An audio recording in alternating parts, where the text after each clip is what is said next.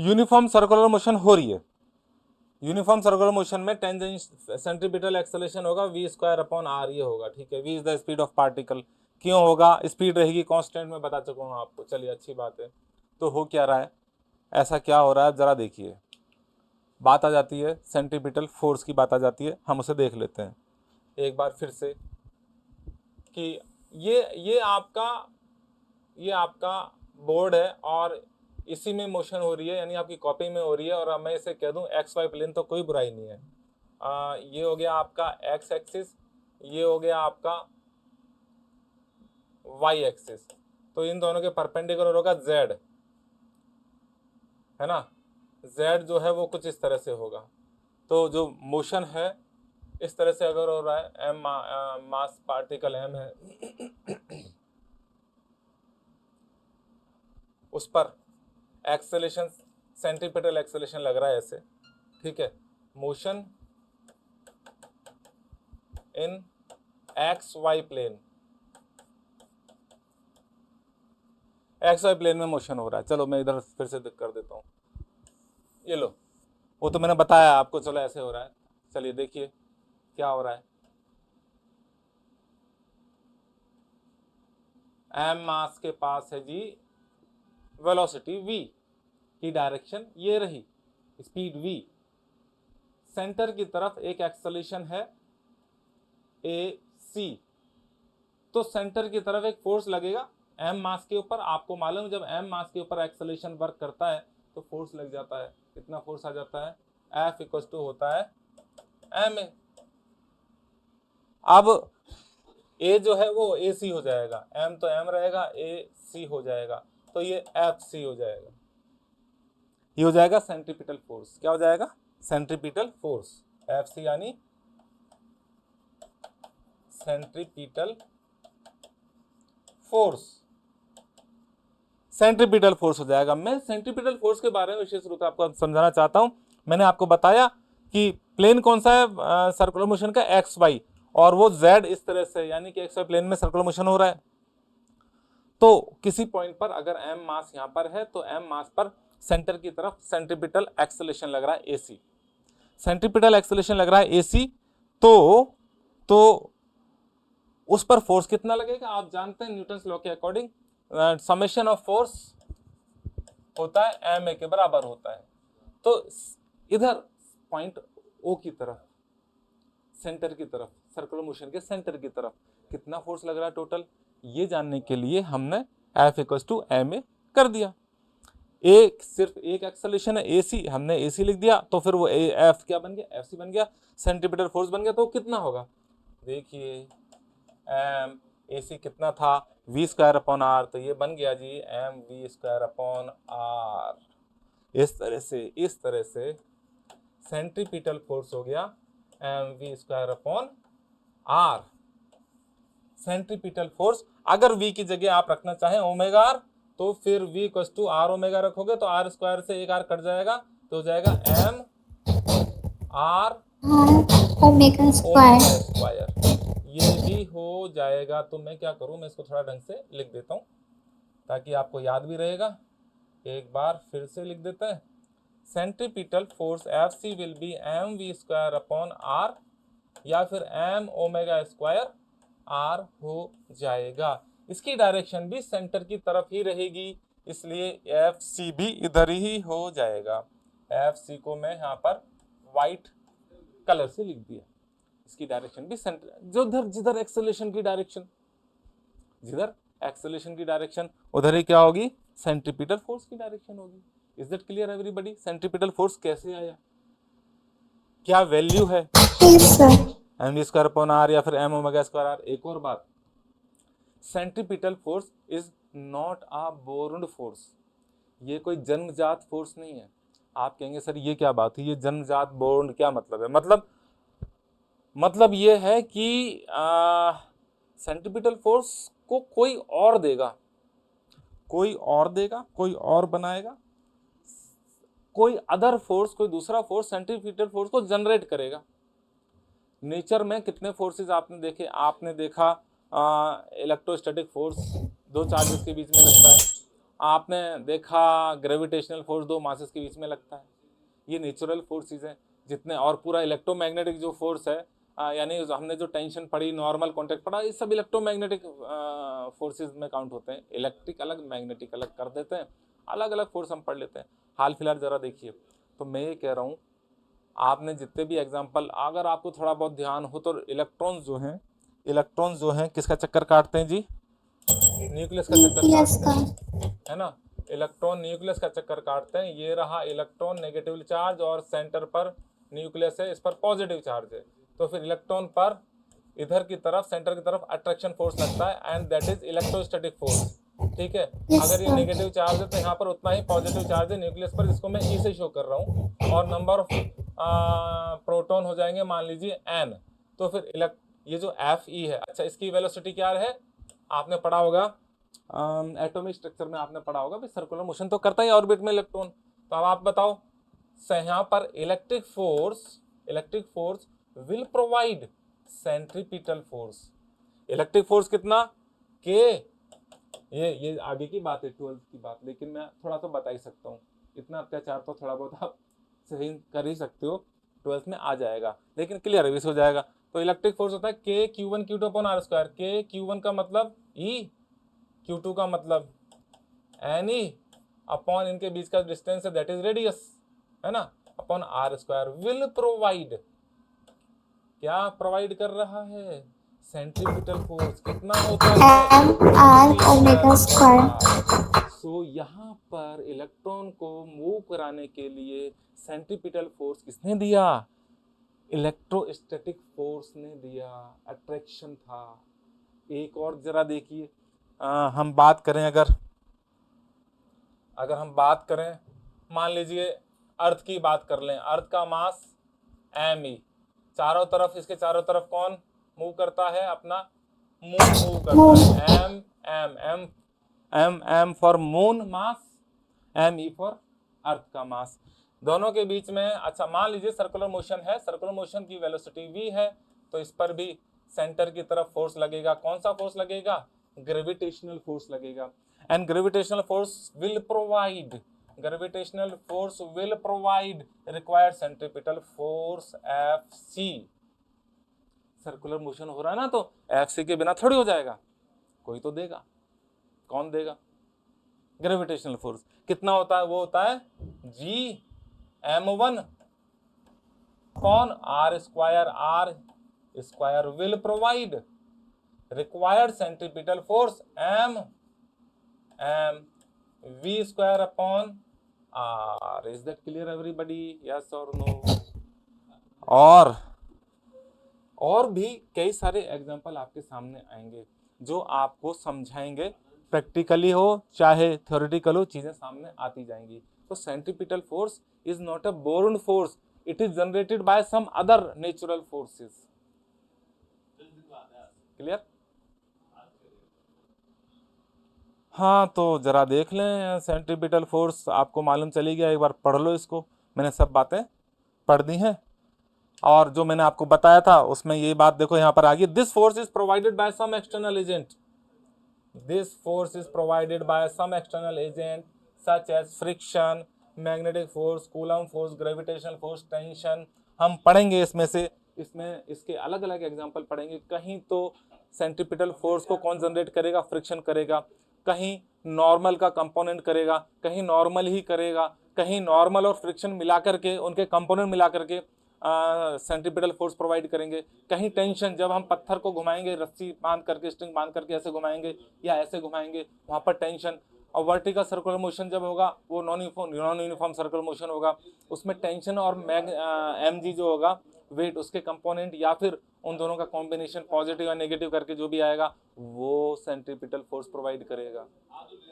कहीं पर gravitational force provide करेगा, कहीं पर कूलम फोर्स प्रोवाइड करेगा, जैसे कि मैंने अभी आपको बताया। तो मुझे लगता है पूरी तरह से क्लियर हो गया होगा, फिर भी एक बार इसको आप पढ़ लीजिए, ये भी पढ़ लीजिए। तो यूनिफॉर्म सर्कुलर मोशन में क्या क्या हो रहा है, यूनिफॉर्म सर्कुलर मोशन हो रही है, सेंटर हो, इधर सेंट्रीपिटल फोर्स कोई तो दे रहा है, m मास है, v वेलोसिटी है। स्पीड यूनिफॉर्म सर्कुलर मोशन में स्पीड क्या रहेगी? कांस्टेंट रहेगी, वेलोसिटी कांस्टेंट नहीं रहेगी। वेलोसिटी इज नॉट कांस्टेंट यहाँ because direction continuously changes. Okay, kinetic energy half M V square, V square में है और ये स्पीड होती है, वी स्क्वायर में जो वी होता है स्पीड होती है, ये भी चेंज नहीं होगी। ओमेगा कांस्टेंट रहेगा क्योंकि एंगुलर स्पीड कांस्टेंट है, क्योंकि मैग्नीट्यूड डायरेक्शन दोनों कांस्टेंट रहेंगे।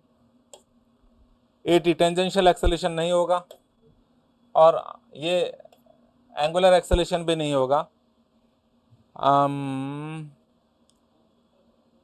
अल्फा होगा D omega by D T. जब ओमेगा चेंज नहीं हो रहा है, कांस्टेंट है इस केस में, यूनिफॉर्म सर्कुलर मोशन में, तो कांस्टेंट का डिफरेंशिएशन क्या होगा? 0 होगा, इसलिए अल्फा 0 होगा। जो भी होगा एक्सेलेरेशन वो होगा सेंटीपिटल एक्सेलेरेशन, वो होगा ओमेगा स्क्वायर आर, वो होगा वी स्क्वायर अपॉन आर। और अगर फोर्स की बात करेंगे तो सेंटीपिटल फोर्स हो जाएगा, because direction of AC is toward the centre of circle which changes the particle revolves. बताइए कोई दिक्कत किसी को? No, sir. नहीं है तो बहुत बढ़िया बात है। और वर्क डन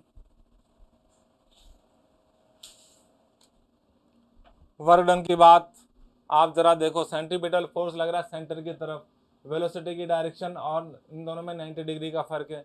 मैंने आपको बता रखा है। अच्छा, वेलोसिटी की डायरेक्शन में ही जो डिस्प्लेसमेंट की डायरेक्शन होती है उसे काउंट करते हैं। कल को अगर वेलोसिटी की डायरेक्शन यहाँ पर ऐसे होगी तो डिस्प्लेसमेंट की डायरेक्शन ऐसे होगी, और इधर की तरफ सेंट्रीपिटल फोर्स की डायरेक्शन होगी।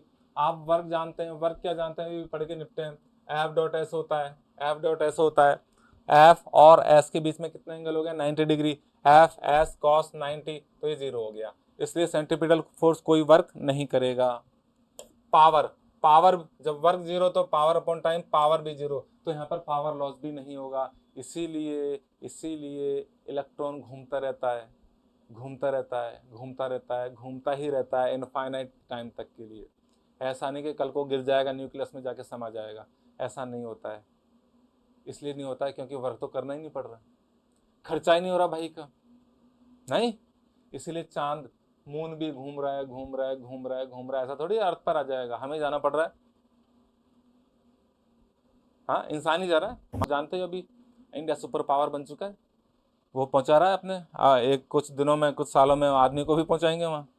खैर, पावर ही हो गया। Uniform circular motion usually executed in horizontal plane, अक्सर इसका प्लेन हॉरिजॉन्टल होता है। जैसे कि रस्सी को बांध दिया जाए, घुमाया जाए, ये सब यहाँ तक के एग्जाम्पल है। कि centripetal force is not a boron force, centripetal force तो कोई फोर्स प्रोवाइड करता है, कोई फोर्स प्रोवाइड करता है। कल मैंने आपको समझाया था, अगर अर्थ के चारों तरफ मून है तो मून के ऊपर अर्थ अट्रैक्शन, ग्रेविटेशनल अट्रैक्शन फोर्स लगा रही है। सेंटर की तरफ जो भी फोर्स लग रहा है, या 2-3 लग रहे हैं तो उनका सबका सम, उनका जोड़, उनका उनका उनका रिजल्टेंट सेंटर की तरफ हमको देखना होता है। तो अभी देखते हैं, आगे आपके चलेंगे। नॉन यूनिफॉर्म सर्कुलर मोशन मैंने कल आपको पढ़ा दिया था। नॉन यूनिफॉर्म सर्कुलर मोशन में एम मास अगर यहाँ पर है, इस पर सेंटर की ओर सेंटर ओ है, सेंटर की तरफ सेंट्रीपिटल एक्सेलरेशन लग रहा है, टेंजेंशियल एक्सेलरेशन लग रहा है, इन दोनों का सम ए होगा। और कल मैंने आपको बताया भी था, स्पीड इसमें वेरिएबल होती है, स्पीड चेंज होती है, इसलिए नॉन यूनिफॉर्म सर्कुलर मोशन कहलाता है। इन दिस मोशन एक्सेलरेशन के 2 कंपोनेंट हो गए, एक तो सेंट्रीपिटल हो गया और एक टेंजेंशियल हो गया। कल पढ़ लिया था हमने, ये मैंने पढ़ा दिया था, मतलब यहाँ पर जो चीज़ें हैं अब आप इसको पढ़ सकते हो। टोटल एक्सेलरेशन इतना होगा, कल मैंने बताया था, ये स्क्वायर ऊपर जाएगा, यहाँ पर रहेगा।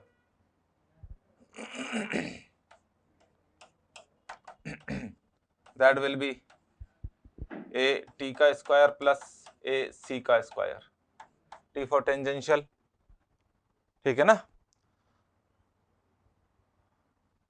एक्सेलरेशंस की हमने बातें की थी, फोर्स के बारे में मैंने आपको बताया था। अब जैसे यहां पर है,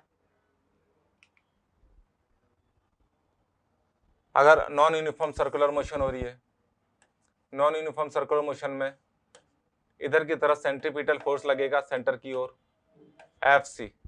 कल बताया था मैंने एफ सी कितना होता है, कितना होता है?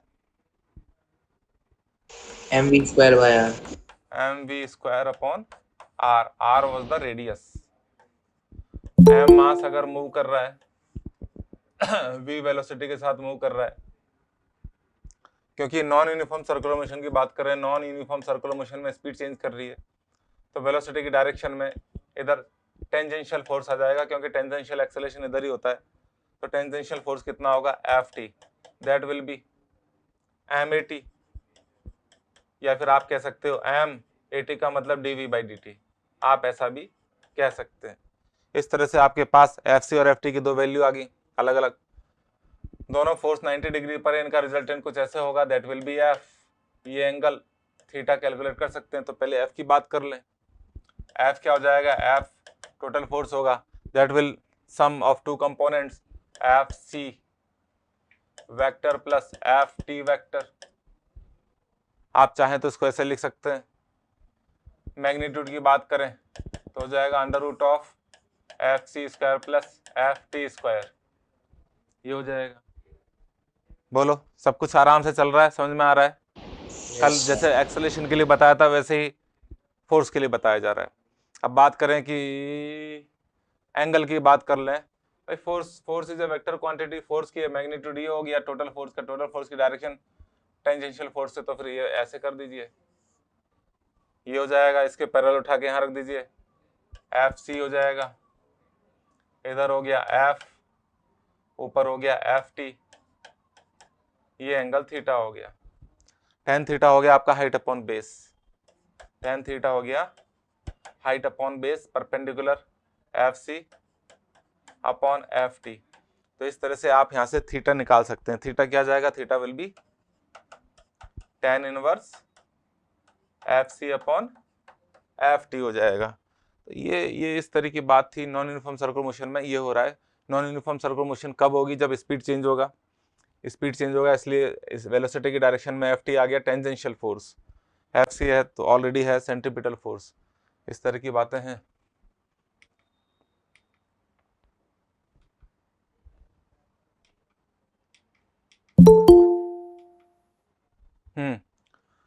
दूसरी बात क्या है, दूसरी बात यह है कि देखो भाई, कल भी मैंने आपको बताया था वर्क डन, ये सब कल बता दिया था, आई थिंक बताया था, लेकिन यहां पर मैंने बताया था कि work done by tangential force.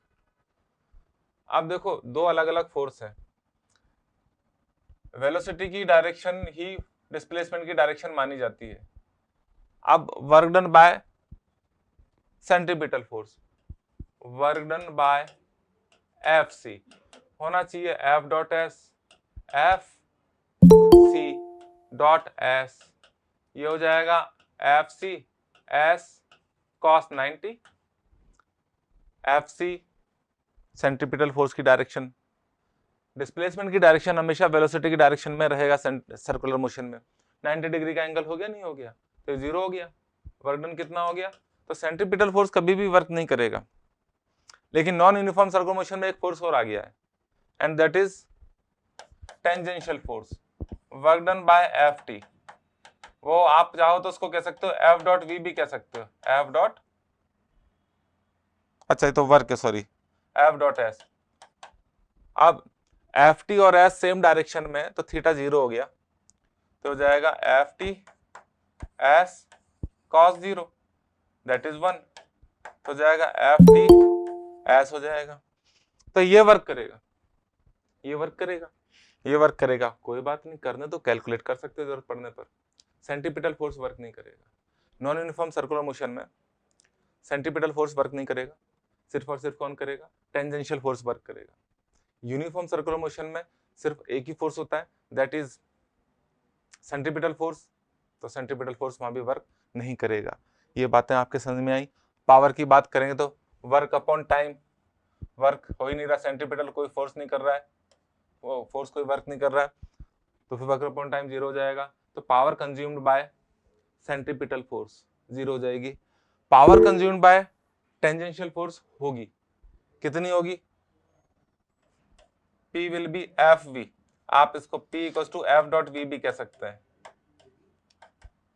आप इसको डिफरेंशिएट करेंगे तो आ ही जाएगा, ऐसा अपॉन T V से आ जाएगा, V कौन सा, FT, सेम डायरेक्शन में, तो फिर cos 0 हो जाएगा, FT V cos 0।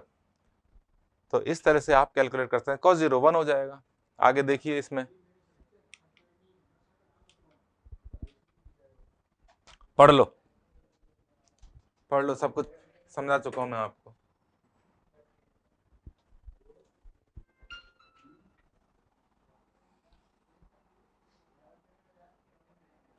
अभी करते हैं।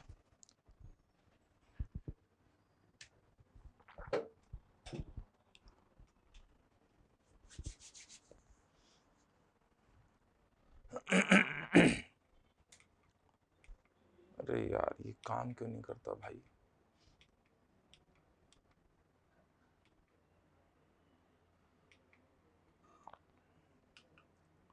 मैं अभी 2 मिनट के लिए रिपीट कर देता हूं। नॉन यूनिफॉर्म सर्कुलर मोशन में मैंने समझाया कि सर्कुलर मोशन तो हो ही रहा है और सेंटर की तरफ सेंट्रीपिटल एक्सेलरेशन होगा, इसलिए सेंटर की तरफ सेंट्रीपिटल फोर्स होगा। क्योंकि स्पीड लगातार चेंज हो रही है नॉन यूनिफॉर्म सर्कुलर मोशन में, तो नॉन यूनिफॉर्म सर्कुलर मोशन में टेंजेंशियल एक्सेलरेशन भी आ जाता है। तो इसी डायरेक्शन में जब जिधर जिधर एक्सेलरेशन है उधर फोर्स भी होगा और उसके अकॉर्डिंग आपके इसके नाम भी होंगे। अभी अभी मैंने कहाँ बताया था, यहाँ बताया। नॉन यूनिफॉर्म सर्कुलर मोशन में इसी डायरेक्शन में सेंट्रीपिटल एक्सेलरेशन होता है, उसी डायरेक्शन में सेंट्रीपिटल फोर्स हो जाएगा। कल मैंने सेंट्रीपिटल फोर्स के बारे में आपको बताया था अच्छे से कि centripetal force is provided by some other force, और वेलोसिटी की डायरेक्शन में टेंजेंशियल फोर्स भी लग जाएगा। वेलोसिटी की डायरेक्शन में डिस्प्लेसमेंट भी होता है। सेंट्रीपिटल फोर्स इतना होता है mv²/r। भाई Fc विल भी होना चाहिए ma, कौन सा यूज करोगे इधर की तरफ c, ये v²/r रख दोगे तो ये आ जाएगा। Ft होता है आपका ma, लेकिन एक एक्सेलरेशन कौन सा t, इसलिए हो जाएगा m dv/dt। टेंजेंशियल एक्सेलरेशन कल मैंने आपको पढ़ाया था। दो फोर्स 90 डिग्री पर वर्क कर रहे हैं, अच्छा दो वेक्टर्स हमें, तो f है इनका टोटल फोर्स f, ये हो जाएगा। ठीक है, तो f इन दोनों का मैग्नीट्यूड कितना हो जाएगा 90 डिग्री पर। 90 डिग्री पर अगर दो वेक्टर होते हैं तो उनका मैग्नीट्यूड √a² + b² होता है, ये हो जाएगा। एंगल की बात, जैसे कल मैंने एक्सेलरेशन के बारे में बताया था नॉन यूनिफॉर्म सर्कुलर मोशन में, ऐसे ही फोर्स के बारे में बता रहा हूं मैं। तो फिर यहाँ पर क्या होगा, यहाँ पर जी क्या होगा, ये फोर्स ऐसे है, Ft ऐसे है, Fc को उठा के यहाँ दिखा दिया, इसे ट्राइंगल बन गया। ट्राइंगल आप खुद देखो, vector a plus vector b दोनों 90 डिग्री पर है, उनका सम ये रहा जो कि यहाँ से भी मिल रहा है। आप इसको अगर वेक्टर फॉर्म में और लिखना चाहें ढंग से तो देखो, अगर ये O है, क्या कहते हैं आपका ओरिजिन, तो आप इधर की तरफ x एक्सिस ले लें, ऊपर की तरफ y एक्सिस ले लें, तो आप इसको ऐसे भी लिख सकते हैं। दिखाई देगा क्या? देगा। F vector equals to negative X direction में Fc है minus Fc i cap plus Ft j cap भी लिख सकते हैं, नहीं? Yes sir.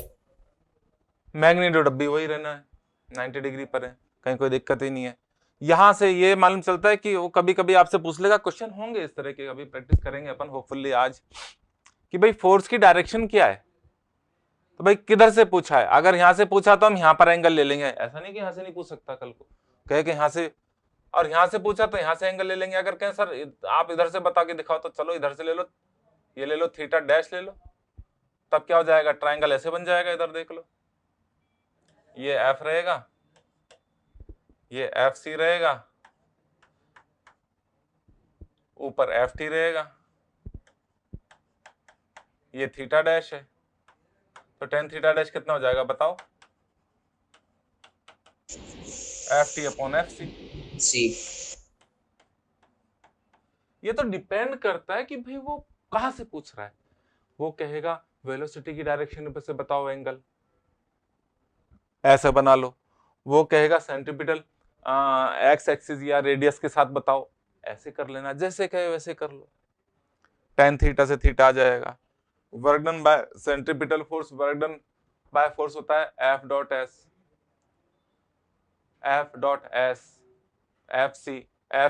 FC लग रहा है जी, सेंट्रीपिटल फोर्स लग रहा है सेंटर की ओर, और डिस्प्लेसमेंट ऐसे है 90 डिग्री का एंगल, कोई वर्क नहीं करेगा सेंट्रीपिटल फोर्स। टेंजेंशियल फोर्स और डिस्प्लेसमेंट दोनों की डायरेक्शन सेम है, तो work done by tangential force F T dot S तो cos 0, तो इतना हो जाएगा। ठीक है, तो पावर क्या होती है, एफ डॉट वी होती है, पावर भी।